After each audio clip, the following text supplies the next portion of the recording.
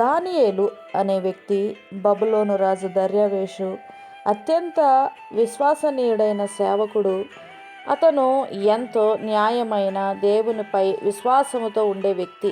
దానియేలు నిత్యము 3 సార్లు దేవుణ్ణి ప్రార్థించేవాడు. అతని మంచితనం మరియు భక్తి వల్ల ఇతర మంత్రివర్యులు, అధికారులందరూ అతనిపై ఈర్ష్యపడేవారు.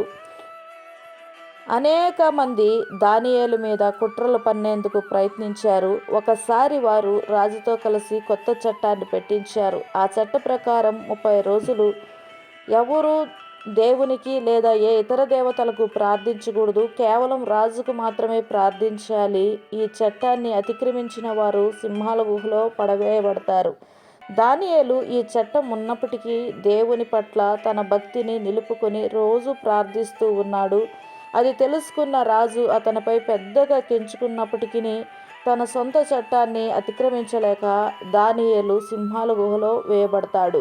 అయితే దేవుడు దానియేలు విశ్వాసము చూసి అతన్ని రక్షిస్తాడు. దేవుడు సింహాల నోటిని మూసిపెట్టాడు. అందువల్ల సింహాలు దానియేలుకి ఏ హాని కలుగచేయలేదు. ఈ విషయం తెలుసుకున్న రాజు ద్రోహులను శిక్షించి దానియేలు దేవుని గొప్పతనం తెలుసుకొని ఆయనను సేవించమని ప్రజలకు ఆజ్ఞాపిస్తాడు.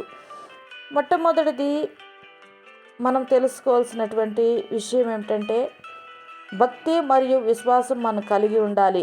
దానియేలు తన జీవితాన్ని ప్రమాదంలో పెట్టినా కూడా దేవునిపై విశ్వాసాన్ని విడిచిపెట్టలేదు. దేవుడు మనకు దయచేసేది రక్షణ.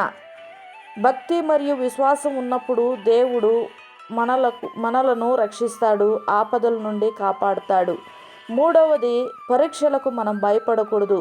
ఈ కథ మనకు ప్రతి కష్ట సమయంలో భయపడకుండా దేవునిపై భక్తి మరియు విశ్వాసం కలిగి ఉండమని నేర్పిస్తుంది.